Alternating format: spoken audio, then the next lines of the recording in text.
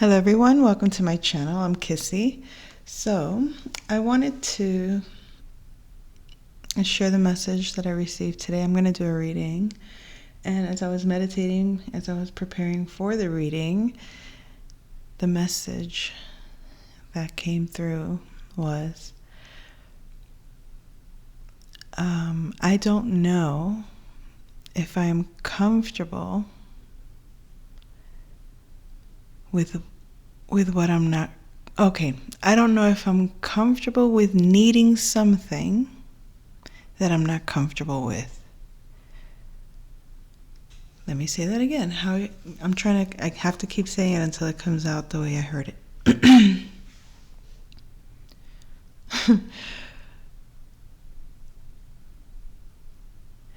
Yeah, just like that. I don't know if I'm okay.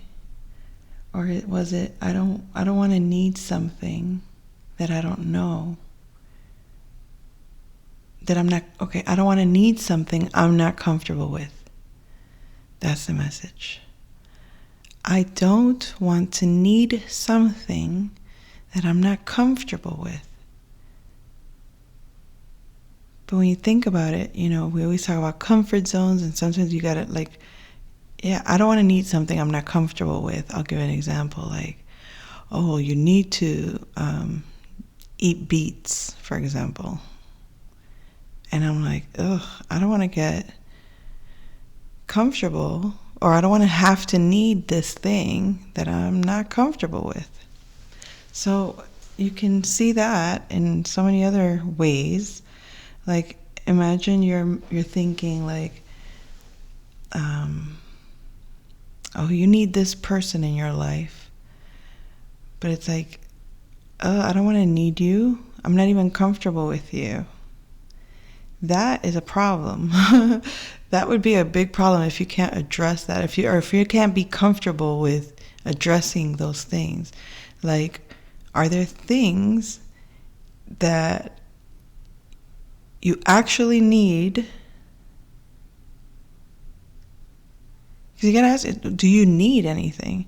So needing anything, it's like, no, I don't need anything. I'm good, right? So I don't need anything. Okay, so then you're looking at, I want something. I don't need this, but I want it. Wanting it is a different story, because that doesn't really, it's like, yeah, I want this. So even if I didn't need it, I'm going to want it. And if I did need it and I want it, is even better. But to need something and you're not even sure if you're comfortable with it, that's scary. So I don't like that. That feels like an uncomfortable vulnerability. It's like, okay, we can acknowledge to need something, but do we have to like, for example, no, it's like it feels like an imposition. It's like, well, you need to interact in this environment or with okay. I don't like snakes, right? And here's what's weird. On a spiritual level, I love snakes in the sense of their symbolic meaning and everything they represent, and the mystical aspect of a snake. I love it on a spiritual level. But on a day-to-day, if I saw a snake in my yard, I don't have the courage to kill it. I don't want to kill it. That's the thing. I don't want to kill it, but I don't know how to protect myself from it coming near me or touching me. Okay? Like, I had a snake once in front of my house. Oh God, it was so gross. I'm so sorry for all you animal lovers and reptilian lovers and all of those, I'm sorry, those types of creepy crawlers are not comfortable, right? So imagine somebody telling me no, you need to have a snake around your neck so it can, because it's good for you. You need it. I would be very, I don't think I could ever get comfortable with that. I once had a snake be put around my neck. The way it felt was nothing like I had thought it was going to feel, just with my thought. Like, I can imagine it would feel slimy or wet, or, and when it was like a yellow, big ass yellow snake, when they put it around my neck, it was dry. But it was still slithery. And I don't like slithery stuff.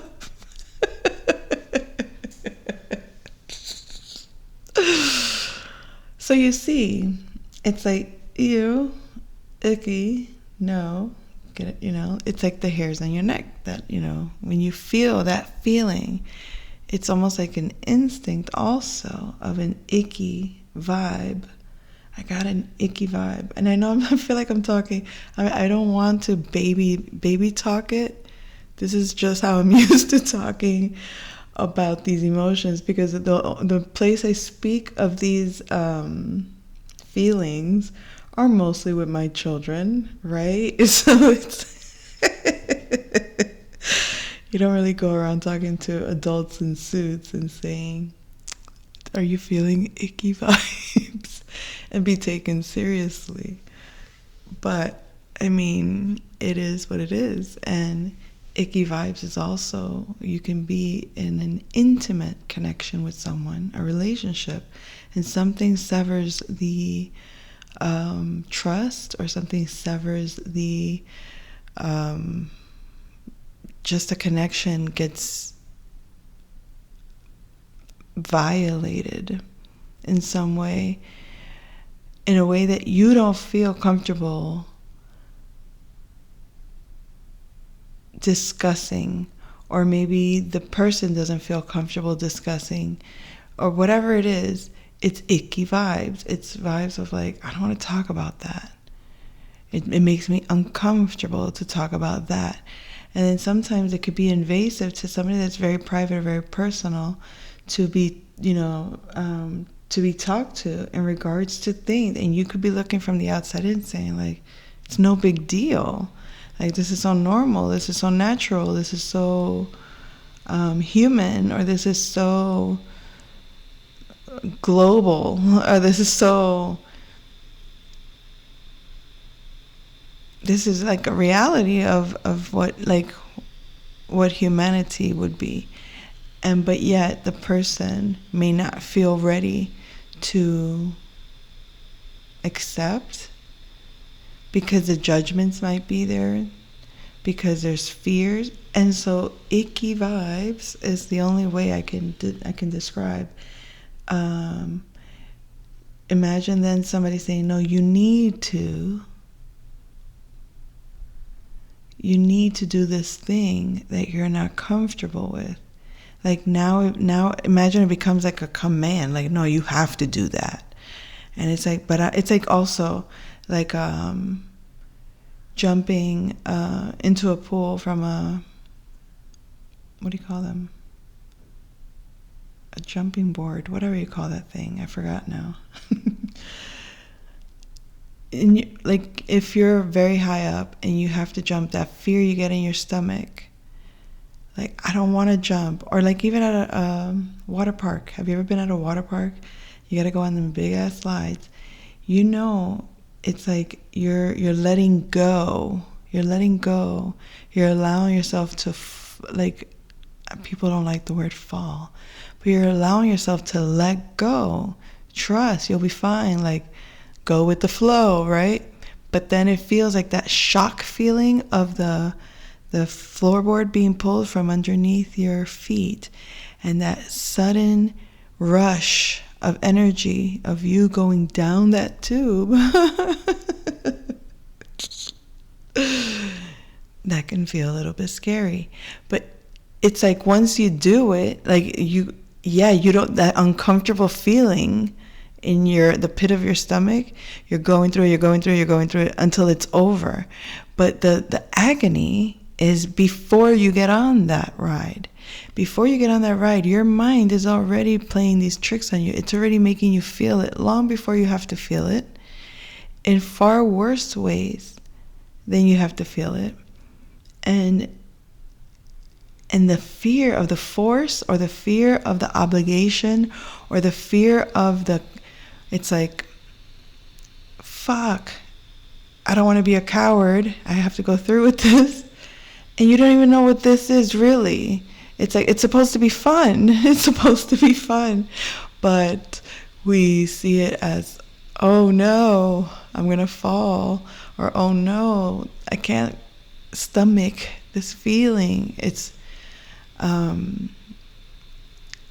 the jitters it's the jitters. It's like wedding jitters, perhaps. Something to that effect, that feeling. But we were talking about the icky feelings. So yeah, that's what came through initially. Also, let me think real quick. When the thing that had come through initially about I don't want to be comfortable with needing something I'm not comfortable with. There was a song that had come through, but now I don't recall it. Maybe it'll come. All right, so I think I'll do a reading now. And maybe some other things will come through. I threw in a lot of fear examples there, didn't I? And all of those were, to some extent, personal experiences. And I guess you could say way of thinking in the process of the fear. And I guess maybe my advice would be, if you haven't tried it, don't knock it. Like, you can't just say no to something you haven't tried. Now, granted, you absolutely should say no if A, it's dangerous, actually dangerous, functionally dangerous, meaning it's, just know what I'm talking about here. We're talking about fun. We're not talking about illegal shit. We're not talking about things that can harm you or get you into trouble. I mean, granted, can accidents happen at the water park? Of course. But this isn't what that is. We're not talking about ungrounded, like, actual, determinable, reasonable fears here. Like, excuse me, those screws look loose on that ride over there. I think it's saying, oh no, go ahead, get on it. It's no big deal. No, I'm not getting on that ride unless it's obviously looking legit. It sounds okay. It sounds proper. Just like a car. You don't want to get in a car if it feels off, different. It's not driving right. I mean, I can give you a ton load of examples of when your instinct is telling you something is off. Something is off versus that icky feeling of something makes me uncomfortable is not quite the same. The something makes me uncomfortable is like being in a situation, maybe out on a date or something with someone, and they're asking you to come to their house, and something is telling you don't go to their house. You don't feel right about it. Something just feels off. Maybe you just don't feel safe with that. There might not be a rational reason for it, but you have to listen to that. Because what ends up happening is you don't listen to it, you might still be able to kind of get out of it. And if you don't, let's just say you do, it usually ends up being something you feel regret over. Like, damn it, I shouldn't have followed through. If I hadn't followed through, maybe we would have stayed friends. If I haven't followed through, maybe we would have stayed, like we would have never engaged in any way. For whatever reasons, something about the dynamic could leave a level of regret. And that uncomfortable feeling is, you might regret this. It's like going back to an ex or something. It's like, if you don't have anything to do with this person, don't bother. It's like, don't bother if they already showed you that they don't, that they are not people that you can count on to be comfortable around.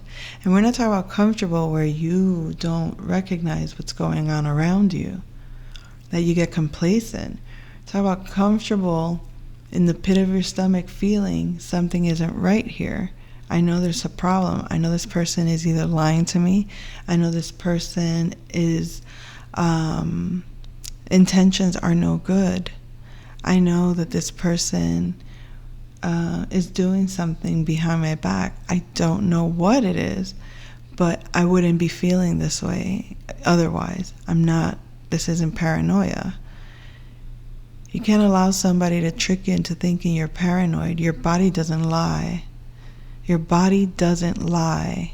Your body doesn't lie. Your body does not lie. Your body knows when something is off because it doesn't feel right within itself. When you're conscious of your body, you can sit and feel at ease. You can stand and feel at ease.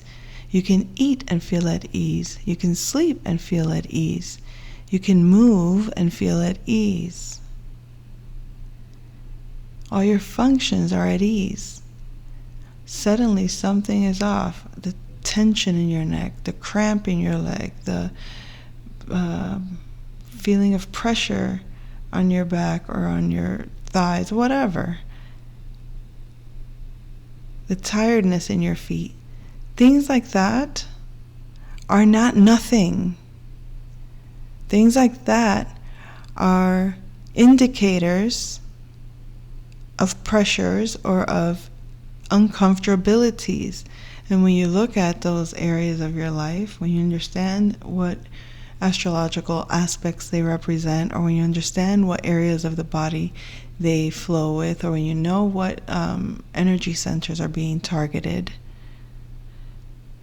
you can reassess your circumstances and readdress what needs to be addressed so that you find the ease in that area, space, and time of your body, of your life. It could be a tension at work. You look at your 6th house area, for example, and you're getting some kind of like stomach, problems. Obviously, astrologers are very familiar with those things, but what I'm talking about is you don't need to know astrology to trust your body. Just know that your body doesn't lie to you. And if there's something going on, if something is off in any way, shape, or form, anything, any pressure in your eyes, any pressure in your ears, any sounds that sound different, anything in your throat, anything. People really take away and discount the spiritual. They bypass the spiritual and they just address things on the physical. They don't really see like the trail that came before, or they act like they don't, or they pretend that they don't. But if you're very mindful of yourself and your space, you'll know when something's off or abnormal. Especially if you have if you're in some ways, and this I've taken time to research this, meaning it's not just on one account, and it's been provable in a certain way for myself to know when there's a certain spirit, and that spirit has a certain scent. So it's like recognizing the energies via scent, or recognizing the energies via sound, or recognizing the energies not just logically, not just in word or in mythology, those sensations or those indicators in your body are linked to a spirit, are linked to an energy field, are linked to a pattern that is speaking to you. It's just a piece of the puzzle, but eventually you get skilled at all those pieces and you see the trail. You see, it's almost like I like the word kaleidoscope, but it's like there's that game that separates all the. It's like you get all different colors, and you have to separate them. It's like a game online or something. I don't remember, but the point is, it's a way of like separating. You can separate all the colors, you can see the categories, you can put them in their little boxes, and you can see the alchemy between these energies. Oh, I see this dynamic, I see that dynamic. Oh, here it's playing out again with this dynamic. And over there it's like this. But, you start connecting the dots, you start putting the things together, and it's like the picture just becomes more and more whole, more and more clear, more and more. You break it down to, I was thinking one, you break it down to one, but no, I don't know if that's the way to say it. You basically get to a position where as much as those things are adding up, you're reducing them to a singular point that culminates into one vibration or one energy that you recognize. Oh, this is my signature, or this is my energy, or this is the energy that I am connecting with, being able to see the difference. So, is that all, folks?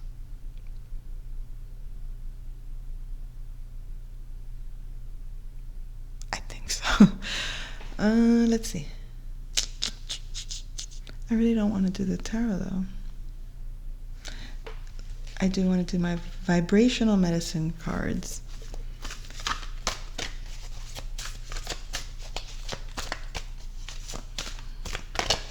Okay, there is so much more. Jeez. But there's...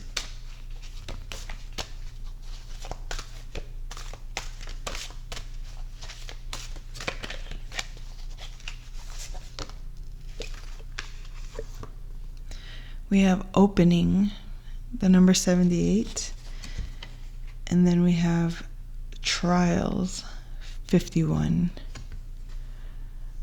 Opening, trials. That's very interesting. Let's see what the message is. 78. This book goes in reverse, which is very interesting too. Okay. So we have both opening and trials. I'll show you. Or let's read. Now that you have gone through the... wait. I have to take my glasses off. Now that you have gone through the fires, you can open to a new life. You may feel you are being pulled into a tsunami wave or whirlwind, but this is the moment of opening to truth. Timing is important in entry. Energy is flowing, and you've come to the critical edge of the wave. Be constant in your intent to enter and go through. All trials are transformed in this moment of opening. Open your heart and mind to the oneness of life. Embrace adversity if it comes to you, for you are large enough to hold difficulty in the love light until it melts. Opening is an energy change from limited perspective and course of action to an all-embracing circle of possibilities. Now you can choose your life values. Your new life is beginning with unforeseen doorways appearing before you. Open your heart and embrace. Visualize and feel opening as a doorway to truth that enables you to let go of denial. Opening says, come in and cross over. Change blocks, trials, and tribulations to a simple opening of new pathways. Stay on the edge of the vivid unknown. The affirmation is, I am opening to more and more opportunities and am constant in my intention. Does anybody else ever get a little feeling in their instinct when they hear the term crossover? It's like, what are we talking about here? Whoa. Cross over where? Where exactly are we talking about? Don't play with me. Cross over to what? Cross. We have the two crosses here. Anywho, okay, that could be symbolic. So Trials 51 says, it may seem as if you are tossed in turbulent waves or against an impossible adversary. But this is all a quest to discover truth within yourself. Ask yourself, how can I regenerate or bring forth my greatest worth? How can I express the source of truth in myself? These are questions of self-esteem and confidence. You have trials wherever there are fears. And these fears originate in wounds in your heart, soul, mind, and body. These wounds are now stored in your cellular memory. Cease blaming yourself and simply feel. Face your opponent and embrace her, him, or it. Let the trials be a process of dispelling traumas.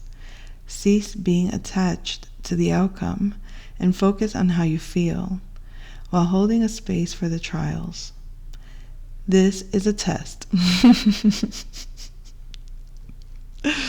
I'm sorry, that reminds me of the commercial or the broadcast system. This is only a test. Okay, no, this is a test of faith in yourself and trust in the divine. Struggle long and try. Visualize and feel trials as the impulses that want to discern truth from falsehood. Trials say, struggle, battle, and try. Change complacency and apathy into an effort to find out how things work. Try many things and face the unknown. What is at the root of your own trials? What is at the root of your own trials? Did I talk to you guys about root?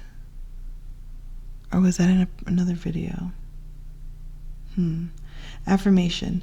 I accept trials as a test of faith when I stand up for what I value. Yeah, that's uncomfortable. People don't talk too much about how uncomfortable it is to stand up to what you believe in. And why did I say it like that? Standing up for what you believe in. Like actually standing on what you say. Like people don't talk about the level of courage it requires to, because you know the change that you're making. You know. It's like, no, it can't be the way it was. It cannot be the way it was. And it's at all costs at this point. And see, the severity of this could go as far as your health, for example. It's like, nope. You know when enough is enough of whatever is too much that you're doing. So you eventually have to accept, your health. Eventually you're going to have to accept, do I choose discipline over comfort? Because then now we're talking a different level of discomfort. This is I'm not comfortable with the work that's required to change. And that's where you can't play yourself at all. That's where you have to, for your own sake, like you have to have a reason, a purpose, something that tells you, where things have where your boundary is like, no, this is this is do or die, or this is like it changes here and now, or it's, the fear would be that to fall into the abyss of that very dissatisfactory space, because the level of I guess you could say regret, or you couldn't prove to have the courage to do something, and now you don't get the chance to do that. That's scary. That is I think if you don't have that in you, that's scary, to say, oh my God, am I stuck in this forever? I don't want to be stuck in this forever. No, I need to change. I need to get out of this. I need to do something different. I need to grow. I need to get out of it. It's like knowing when something is stagnant, and knowing the value of not allowing yourself to get that way. With people, with places, with things. Don't ever let things get dull in your life. Even if it means rearranging your furniture, even if it means it's like bringing new energy into your space. Whenever you feel that things are getting slumpy, or things are getting tired, or things are getting complacent without love being kind of like there, without genuine energy running through, coursing through those veins, so to speak. So, I think that's all. I'll leave it at that. I'll come back with another message soon. Take care.